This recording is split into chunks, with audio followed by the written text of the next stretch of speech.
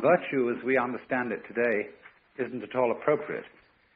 The nearest kind of, when we speak of the healing virtues of a plant, that's nearer to the meaning of this word, death. The Japanese pronounce it toku, the Cantonese duck, and the northern Mandarins approximately death. And in the section of the Lao Tzu where this is really introduced, the text says something like this: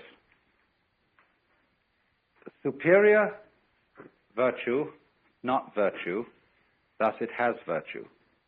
Inferior virtue, can't let go of virtue, thus not virtue. And we more or less paraphrase that by translating, superior virtue is not conscious of itself as virtue, and therefore it is virtue. But inferior virtue is so hooked up with being virtuous, or hooked on being virtuous, that it's not virtue. Now then, therefore, this word is a connection of virtue and magic. It means the excellence of things, in the sense that a tree excels at being a tree, and nobody really knows how it does it. There is no way of imitating a tree, except the only thing is to be one. And so in the same way, when a human being shows extraordinary skill at something, it seems that it comes natural to him. It seems that he doesn't achieve it by any kind of artificiality. If there is some discipline in it, it's concealed.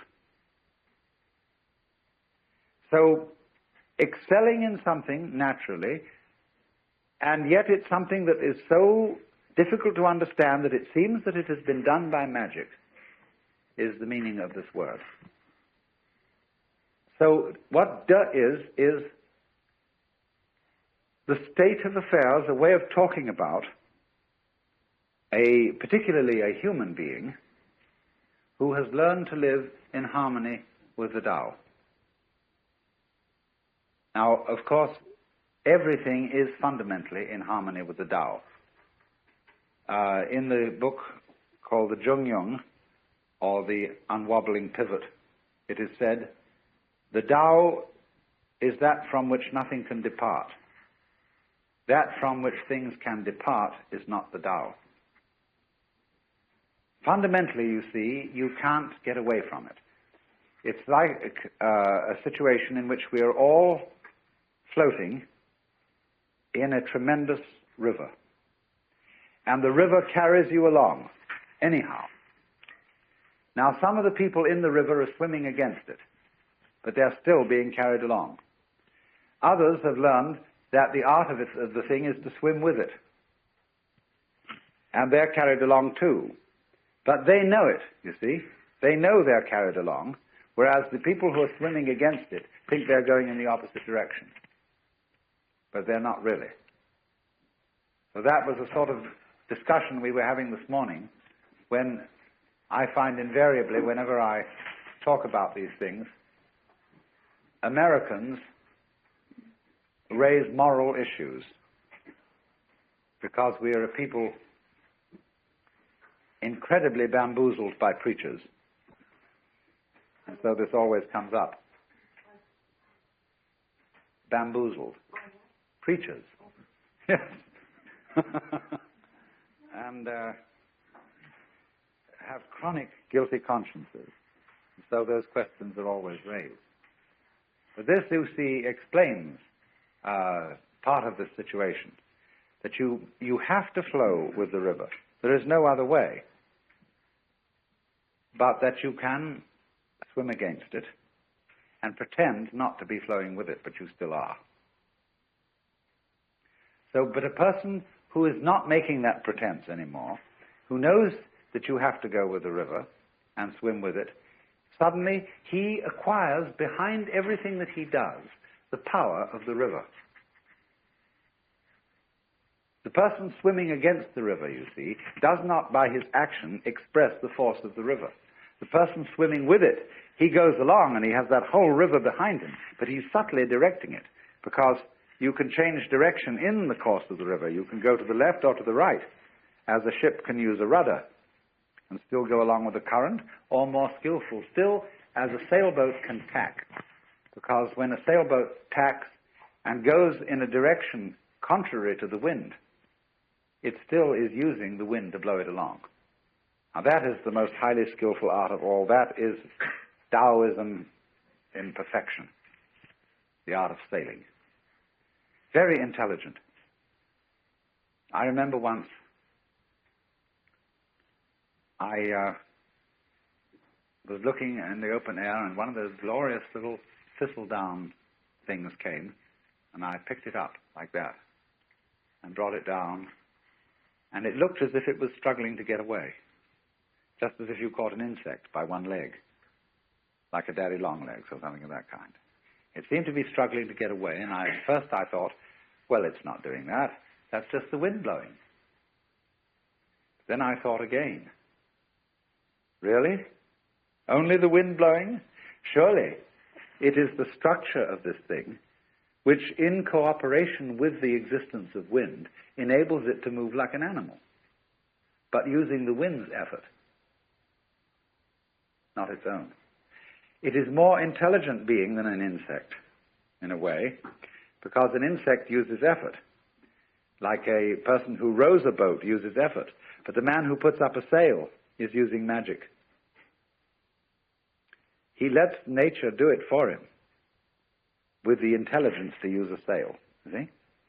So in just this way, the meaning of de is that kind of intelligence which, without your using very much effort, gets everything to cooperate with you. You, for example, never force other people to agree with you, but you give them the notion that the idea you wanted them to have was their own. This is a feminine art, preeminently. A woman who really wants a lover does not pursue him, because then most men feel that she's aggressive. And if she's aggressive, she obviously is a woman who has had difficulty in finding lovers, and therefore there must be some undesirably secret thing about her. But if she, as it were, makes a void, then, and is slightly difficult to get, then people get excited. They know she's a highly prized object, and so they pursue. Same way, when you want to teach a baby to swim, the thing you can do is to put the baby in the water, and then move backwards in the water and create a vacuum. And this pulls the baby along. It helps it to learn the feel of the water and how to swim. It's the same principle. So, also, clever, difficult to getness is one of the very best means of acquiring immense publicity. Take the case of T.E. Lawrence, who published The 7 Pillars of Wisdom in a limited edition. And this became an extraordinarily celebrated book. Cost hundreds of dollars a copy to find one, on the market. They waited and waited and built this up and built this up and built this up, and finally they published the general edition. And it was a knockout, because the first one had been sort of secret and difficult to find. If you have patience, you see, you can always do this. So the whole art of the ruler, you see, the Tao Te Ching is a book written for several purposes. You may take it as a guide to mystical understanding of the universe. You may take it as a dissertation on the principles of nature, almost a naturalistic a handbook of natural law, we would say. Or you may also take it as a political book, a book of wisdom for governors. And the principle which it advocates, basically, is the virtue of governing by not ruling. Look at it in this way. Supposing the President of the United States were as unknown to you by name as the local sanitary inspector, the man who looks after the drains and the sewage disposal and all that kind of thing. This is not a glamorous figure, you see. But for that very reason, he probably does his job more efficiently than the President, because the President wastes an enormous amount of time in interviewing various groups from the Elks and the Girl Scouts and conferring honors and all this kind of thing. The poor man's life must be an utter torment because he's so well known and therefore has absolutely no time to give to the government of the country. I mean, think of his mail and all the people who have to be employed sifting that out and assessing it, so that if he were someone quite anonymous and that we didn't have to think about him, he would be a very, very good ruler. In just the same way, for example, you don't have to attend, unless you're sick, to the government of your own body. It happens automatically. This is this expression, ziran, of itself, and it goes on day after day after day, and the better it is, the less you have to think about it. When you see well, you do not see your eyes. If there is something wrong with your eyes, you start seeing spots, and those spots are spots in your eyes. When you hear well, you never hear your ears. But when they start singing, you know, then you're starting to hear your ears, and your ears are getting in the way of their own hearing. So on the deepest level, a person as a whole can get in the way of his own existence by becoming too aware of himself. And then he lacks this quality, dearth. Now, the Taoists then propose that there be something to help people get back to Tao and to be able to be in a state of dearth, so that they wouldn't get in their own way. And this is connected with the idea of being empty. Emptiness, being somehow vacant, was the secret of the thing. The highest kind of knowledge is not know-how, but know-how, N-O-H-O-W. To be able to do it know-how, without any method. To achieve this, something is practiced which is called fasting the heart. The heart, in Chinese, is a word which doesn't mean heart in the physiological sense. You see, it's part of the De character. Shin. It's usually located about here. And it means heart-mind. It's equivalently translated as mind. And in all the Zen texts where the word mind is used, no mind, mushin, it is this character.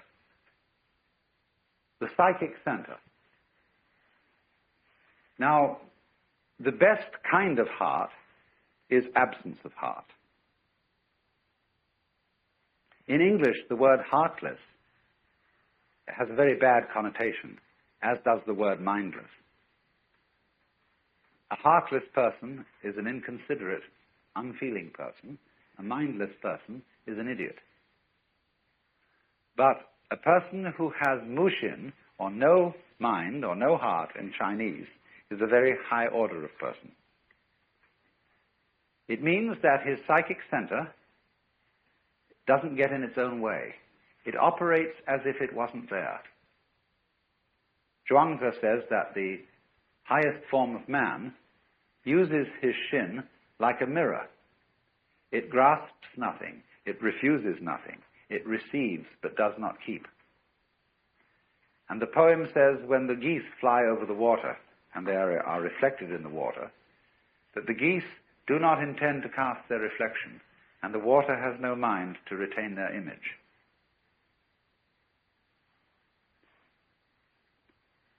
So, the whole thing is, you see, to operate in the world as if you were absent. Now, this is built into us physiologically, fundamentally. Let me ask you simply, what is the color of your head from the standpoint of your eyes? Your eyes don't see your head, do they?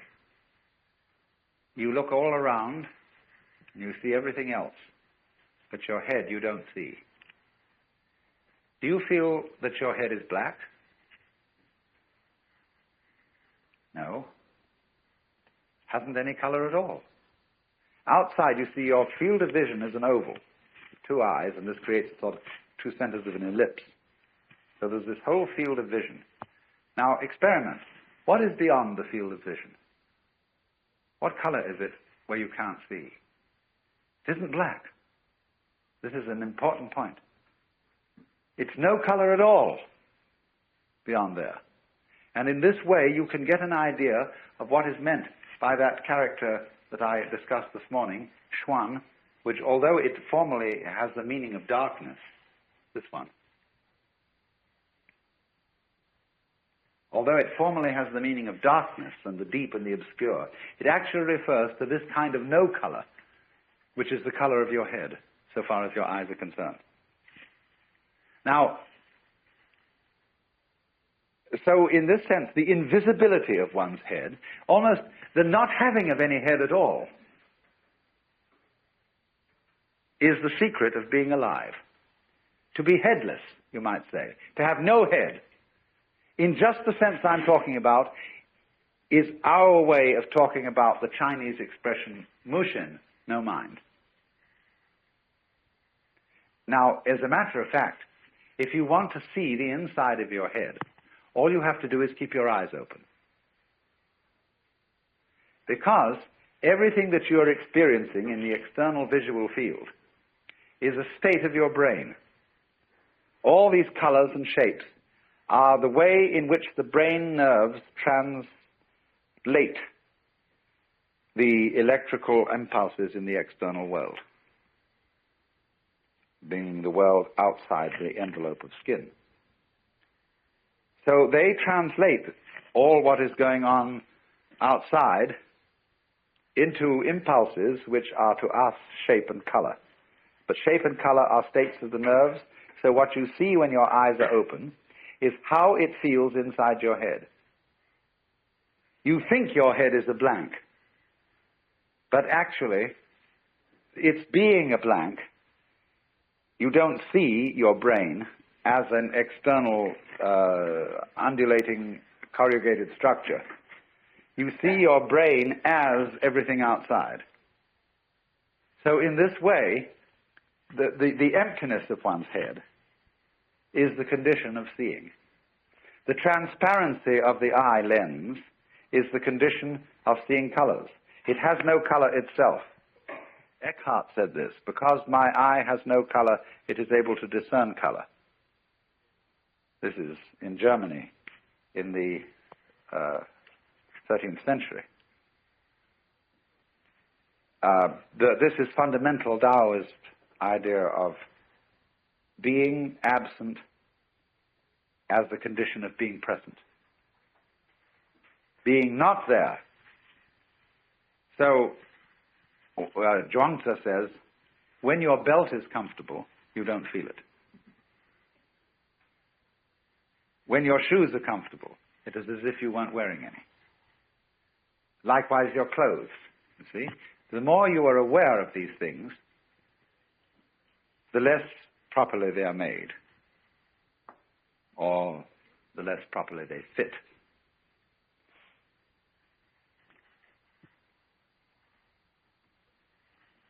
But we raise an objection to this, a very simple objection. If I don't know I'm there, I seem to be missing everything. We want to know that we know. If we're happy and we don't know we're happy, we might just as well not be happy.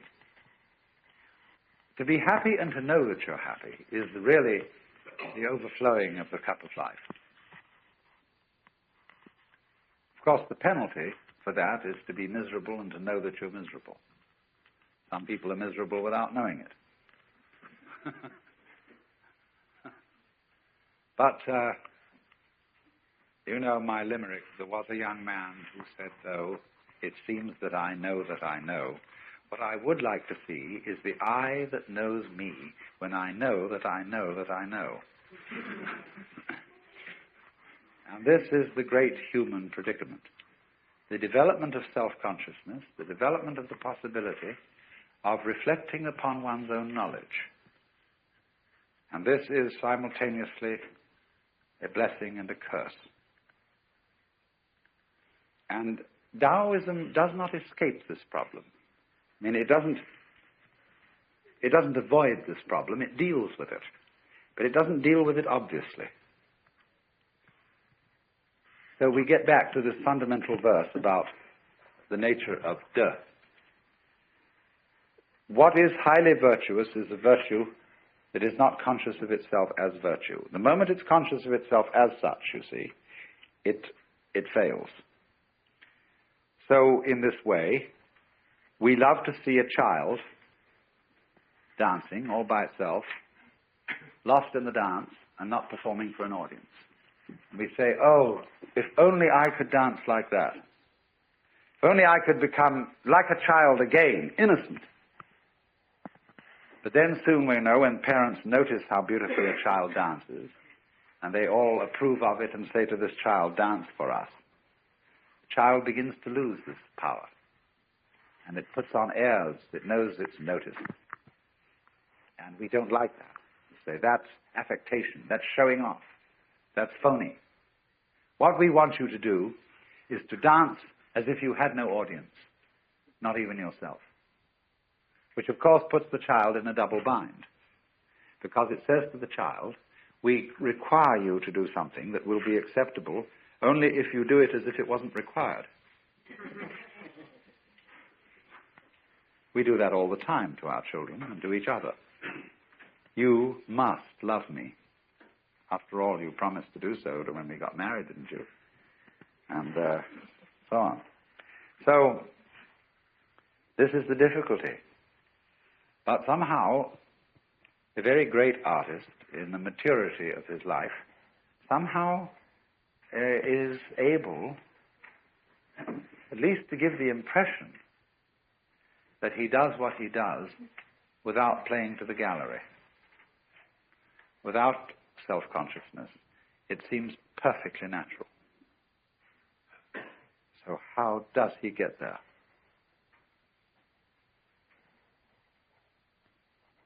There was a Taoist sage, later than Lao Tzu. His name was Liezi. We romanize that as L-I-E-H, Liezi. And he had a reputation for being able to ride on the wind. So light. Zhuangzi says in one place, it's easy enough to stand still. The difficulty is to walk without touching the ground. Because in the state of being in accord with the Tao, there is a certain feeling of weightlessness, parallel to the weightlessness that people feel when they get into outer space or when they go deep into the ocean. This is, of course, connected with the sensation that you're not carrying your body around. I described this morning the sensation that an expert driver has when he really is with it in a car. that the hill lifts him up and drops him down the other side, that he and the road are all one process. And that's equivalent to the sense of weightlessness. And so this is connected to, this is the inner meaning of Lietza riding on the wind. When Suzuki was asked, what is it like to have Satori, he said, it's just like ordinary everyday experience, except about 2 inches off the ground. And so we say in our own songs, walking on air, never a care, something is making me sing, tra-la-la-la, like a little bird in spring. What is this then? Weightlessness.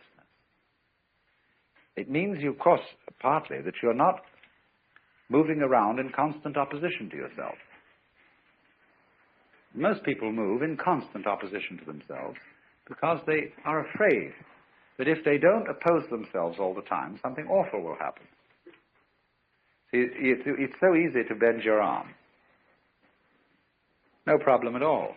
But supposing you make a fight about it, and you take these antagonistic muscles, as they're called, and fight them against each other, so that you have to bend your arm like that.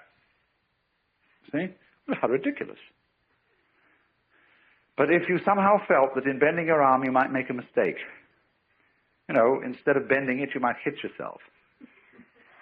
Then these two muscles get nervous, and they fight each other to be sure that everything happens all right. That's anxiety, you see? So, when the human being developed the power to be aware of himself, to know that he knows, in other words, when the cortex was formed over the original brain, he fell from grace. That was the fall of man. Because when he felt, he had the sensation of being in charge, of being in control of himself, and you can only have that sensation when you are aware of what you're doing, he got anxious. Am I aware enough of myself? Have I taken enough factors into consideration? Have I done all that should be done? And then he started trembling.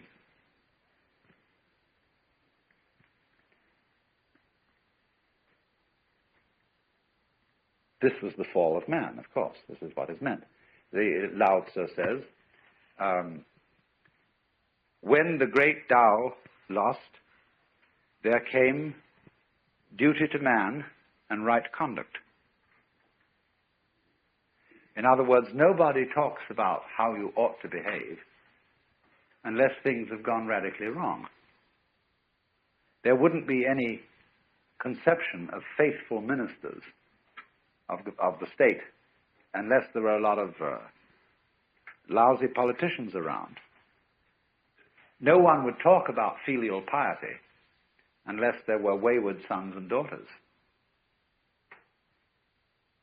So there is constantly in the tradition of Taoism the idea that all moral preaching is confusion. There's a marvelous case of this in the Zhuangzi book, where there's an alleged conversation between Confucius and Lao Tzu, in which Lao Tzu asked Confucius to explain to him what is charity and duty to one's neighbor. And Confucius gives him a little sermon, you know, on being, giving up one's self-interest and working for others.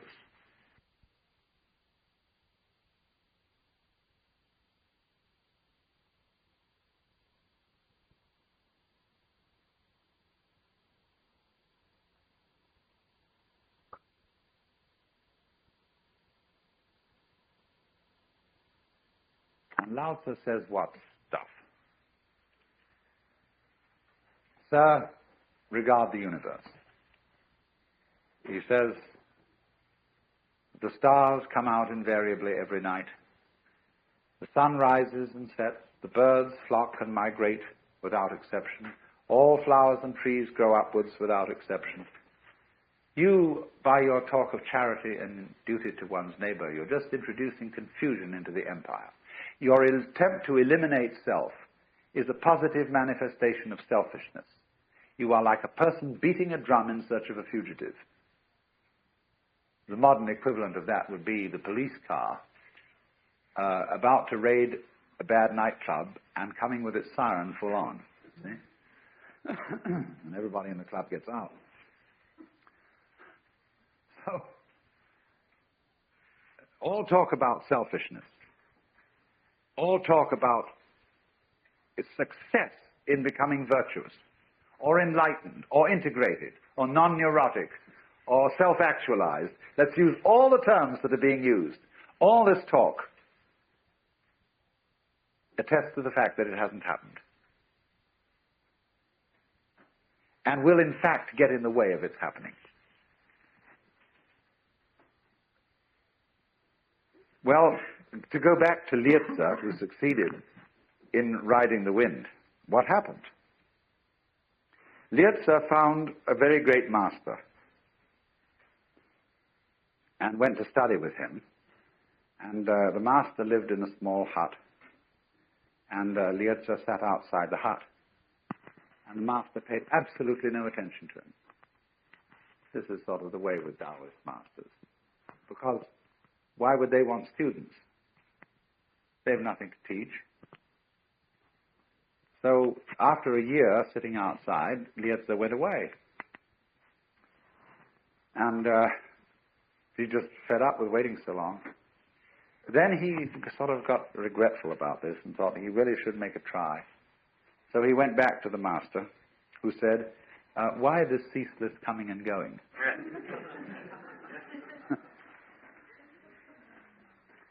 So he sat there and tried to control his mind in such a way that he would not think of the differences between gain and loss. In other words, try to live in such a way that nothing is either an advantage or a disadvantage. Once upon a time, there was a Chinese farmer whose horse ran away. And all the neighbors came around to commiserate that evening. So sorry to hear your horse has run away. That's too bad. And he said, maybe. The next day, the horse came back, bringing 7 wild horses with it. And everybody came around in the evening and said, oh, isn't that lucky? What a great turn of events. You've now got 8 horses. And he said, maybe. The next day, his son tried to break one of these horses and ride it, and was thrown and broke his leg. And they all said, oh dear, that's too bad. And he said, maybe. The following day, the conscription officers came around to recruit, to force people into the army, and they rejected his son because he had a broken leg. And all the people came around and said, isn't that great? And he said, maybe. You see, that is the attitude of not thinking of things in terms of gain or loss, advantage or disadvantage, because you don't really know. The fact that you might get a letter from a solicitor, from a law office tomorrow, saying that some distant relative of yours had left you $1 million, it might be something you would feel very, very happy about. But the disasters that it could lead to are unbelievable. Internal revenue. To mention only one possibility. You never really know whether something is fortune or misfortune. But we only know the momentary changes, and as it alters our sense of hope about things. The Taoist is wise enough, eventually, you see, to understand that there isn't any fixed good or bad. And so his point of view is what is called non-choosing. Well, anyway, Lietze attempted to keep his mind in a state of non-choosing. And this was a very difficult thing to do, to overcome one's habits of feeling and thinking in this respect. And after he had practiced this for a year, the master looked at him sort of recognized he was there. After another year's practice, he invited him to come and sit inside his hut. And then, however, something changed. And Lietze didn't try anymore to control his mind. What he did was, he put it in this way: I let my ears hear whatever they wanted to hear. I let my eyes see whatever they wanted to see. I let my feet move wherever they wanted to go. And I let my mind think of whatever it wanted to think. And then he said it was a very strange sensation, because all my bodily existence seemed to melt and become transparent and to have no weight. And I didn't know whether I was walking on the wind or the wind was walking on me. Now that's the fasting of the heart.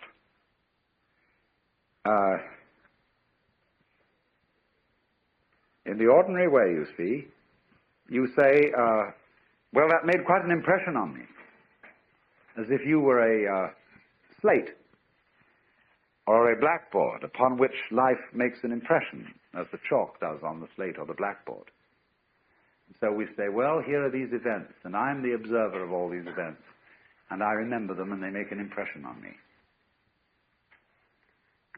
But in the psychology of Taoism, there is no difference between you as observer and whatever it is that you observe. The only thing that is you is the observation of life from a certain point of view. I said a little while ago, you think your heads are empty and blank, but the actual inside of your head is felt in terms of everything you see on the outside. But we make an opposition, you see, between the thinker and the thought, the experiencer and the experience, the knower and the known. Because we think about knowledge in terms of certain metaphors. The metaphor of the stylus on the writing sheet, the reflection on the mirror, all those sort of images come into our idea of knowledge.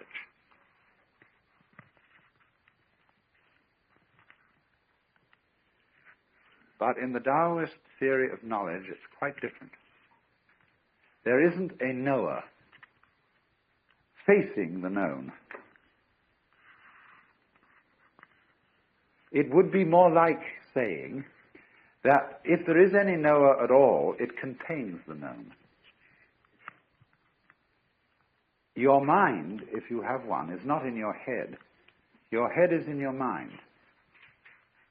Because your mind,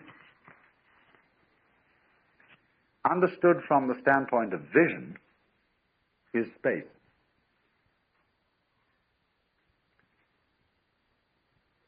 The Chinese use this word, hu,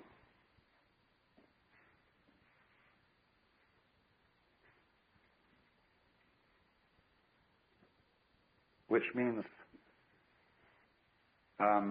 sky, space, and sometimes emptiness. And there is a saying that form, or, shape and color, there's one word in Chinese that means really both shape and color.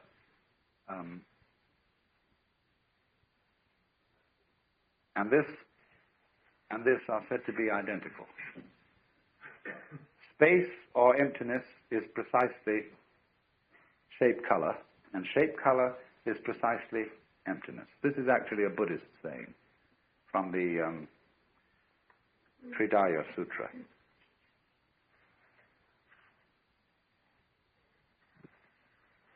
So that all that we call space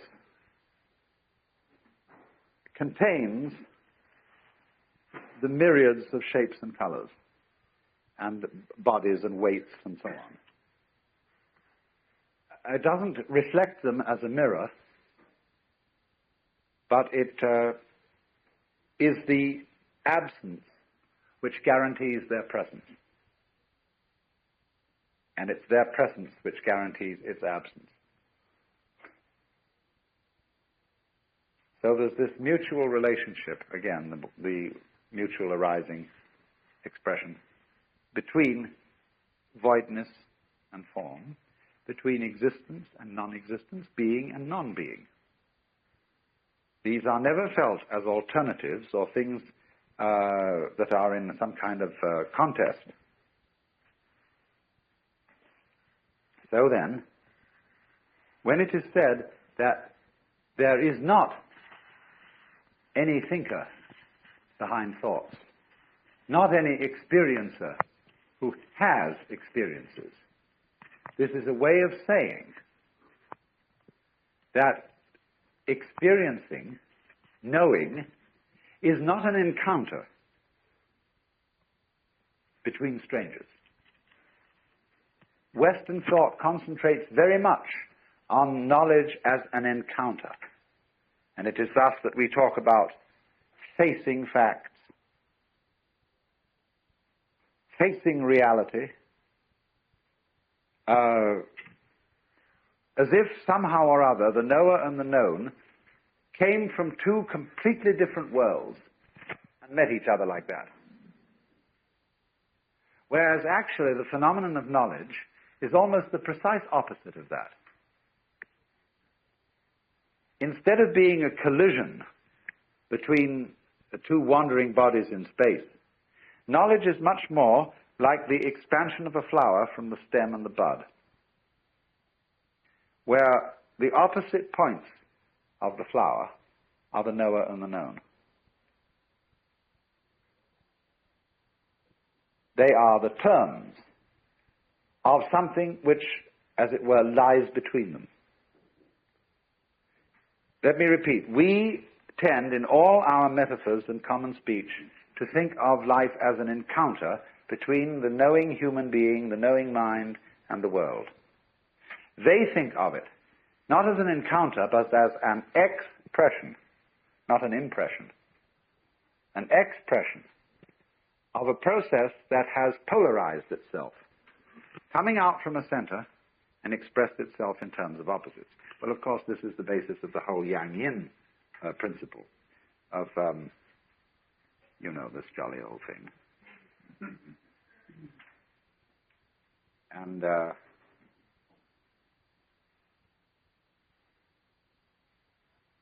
where you've got two interlocked, what are they, fishes, commas? Fascinating emblem. You call it a monad, yes, but there it is.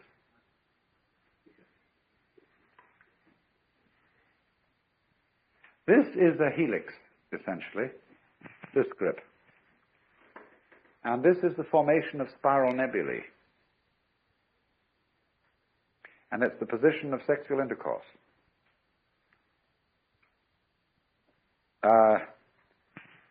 I here, this is my eye, and you here with your eye. I'm trying to get to the middle of you, you're trying to get to the middle of me.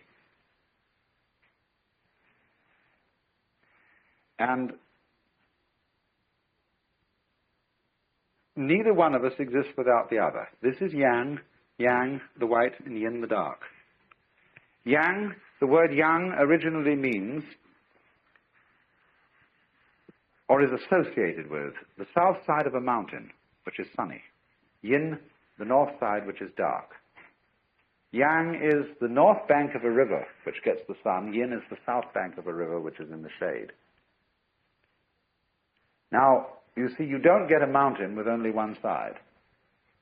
The mountain, if it's a mountain at all, goes up and down. It's like the wave. You don't get a wave which has a crest with no trough, or a trough with no crest. You can't have half a wave. So, yang and yin are quite different from each other, but just because they are different, they're identical. This is the important idea of the identical difference. The saying goes in both Taoism and Buddhism, difference is identity, identity is difference. The Chinese word for is not quite the same as our word. This word, which is usually used, has rather the meaning of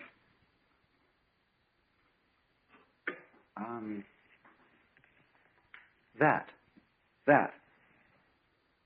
So they would say, difference, that identity, identity, that difference.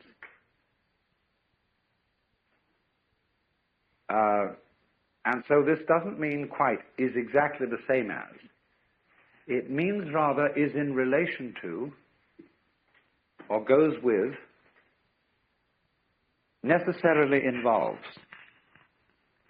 Difference necessarily involves identity. Identity necessarily involves difference. So yang and yin. There is no yang without yin, no yin without yang. When I was first studying these things, I was terribly bothered by how on earth I was going to see this multiple, differentiated world as a unity. What was going to happen? What would it be like to see that all things are one? The sages keep saying all things are one. And they all look to me so different. Because here was all this chit going on around one, and it was doing it in different ways, and all these people came on in different ways, and they had all their houses, and all their cars, and all their this and that, and the whole world looked full of the most bony, prickly differences. Now I thought, well, what's supposed to happen? Is there supposed to be a kind of, as if your eyesight got blurred, and all these things suddenly went blah and flow together? What is this experience of nirvana, of liberation, etc., supposed to be? Because so many of these, especially Hindu sages, write about it as if it was just this kind of dissolution of everything, so that it all become like slug with a salt on it.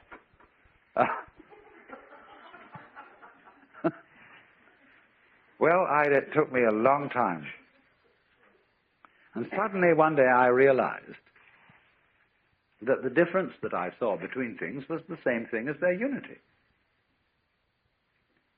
Because differences, borders, lines, surfaces, boundaries, don't really divide things from each other at all. They join them together.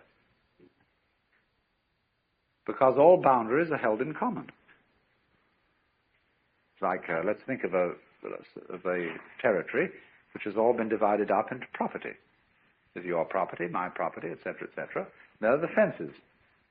But we hold if I live next to you, your fence is my fence. We hold the boundary in common. We may make up silly arrangements as to who is responsible for the maintenance of this fence. But nevertheless, we hold our boundaries in common. And we wouldn't know what my plot of land was, or where it was, unless we knew the definition of your plot of land and your plot of land that is adjoining. So boundaries are held in common. And I could see then that my sense of being me was exactly the same thing as my sensation of being one with the whole cosmos.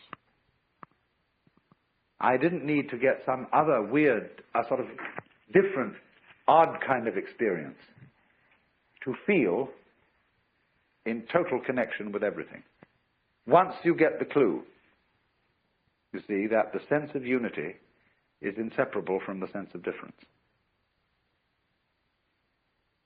You wouldn't know yourself, or what you meant by self, unless at the same time you had the feeling of something other. Now, the secret is that other eventually turns out to be you. I mean, that's the element of surprise in life. When suddenly you find the thing most alien, we say, now what is most alien to us?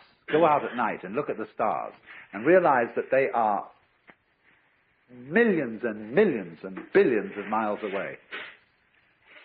Vast conflagrations out in space. And you can lie back and look at that and say, well, surely I hardly matter. I'm just a tiny, tiny little peekaboo on this weird spot of dust called Earth. And all that going on out there. Billions of years before I was born, billions of years after I will die. Nothing seems stranger to you than that. More different from you. But there comes a point, if you watch long enough, when you'll say, why, that's me. It's the other. That is the condition of your being yourself.